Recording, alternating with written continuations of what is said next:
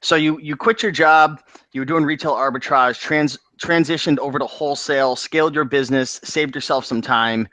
And that sounds like great and everything. And like people are probably like, that's awesome. I was thinking this as well. Like, what exactly is wholesale, right? Like people hear it all the time. Like, wholesale's obviously getting items at like a cheaper price, but like, can you talk and like define first of all what's wholesale and like maybe your business model for people that aren't really sure? Sure.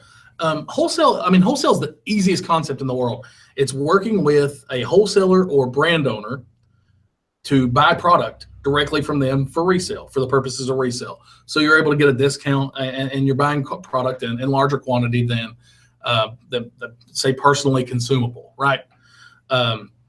And particularly with our model, it's really awesome. Like we work directly with the brand owners. Like we don't typically buy from distributors and things like that. We work directly with brand owners and we develop awesome relationships. And then we purchase direct from them for the purpose of selling on Amazon. That's wholesale in a nutshell. Like, what are the advantages to wholesale in your mind? I know we talked about freedom and scalability a little bit, but like, what are some of the advantages of wholesale in your opinions versus, maybe thrifting or garage selling? Sure. I think it's got a lot of advantages. The first one is everything is systemized, right? Like we don't have to, whenever we make a purchase of products, it just follows our system. Like we figured out a formula that works for us and works for our business model. And we don't have to make individual decisions on products. So that allows us to outsource easily.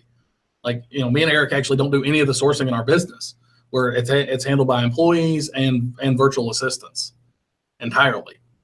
Oh, wow. So that's one huge advantage. The next huge advantage is, our invoices are amazing. So like if we get an inauthentic claim or we get a counterfeit claim or used like new claim or something like that, we're able to get not only an invoice that shows it's directly from the manufacturer, brand new, but we're also able to get a letter from the manufacturer that says we're an authorized seller. So that's really huge. And then, one that's really become prevalent. I mean, I would love to say we drew it up like this, like, we knew that this was coming and, we were headed into this model because of that, but that's not true at all. Brand restrictions are becoming a real thing on Amazon. It's like more and more every day. It's even becoming more and more every day, but it takes us about 24 hours to get unlocked on a brand. Because all the manufacturers we work with, we just go to them and we're like, hey, we do sell on Amazon. We need to get this information from you. We get it back in 24 hours and shoot it over to Amazon, and we're unlocked. So it's, there is a lot of value in being a partner with a brand, whereas, maybe with like a distribution model, that's a lot more difficult and certainly impossible with RA or thrifting. You're never going to be able to do that, like get unlocked to get authorized to carry those products. There's one thing I actually wanted to touch on that Dan kind of, when he's talking about systems, which allows scalability and outsourceable, but the reason systems can even be put in place is one of the main advantages of it, and that's predictability.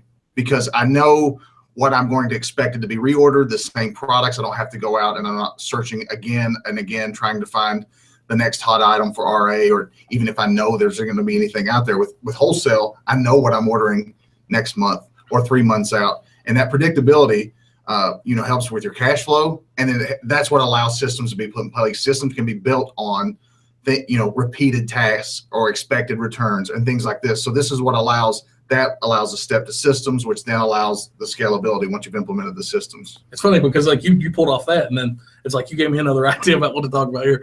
And it's whenever with thrifting, like you can find that $1 or $2 item that you sell for $100, and that's great. That's amazing. Yeah, that's a lot of fun. Like we used to love that stuff too.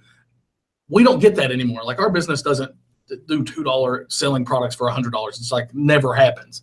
But what we're able to do is like once you sell that giant profit item, you have to go find another one.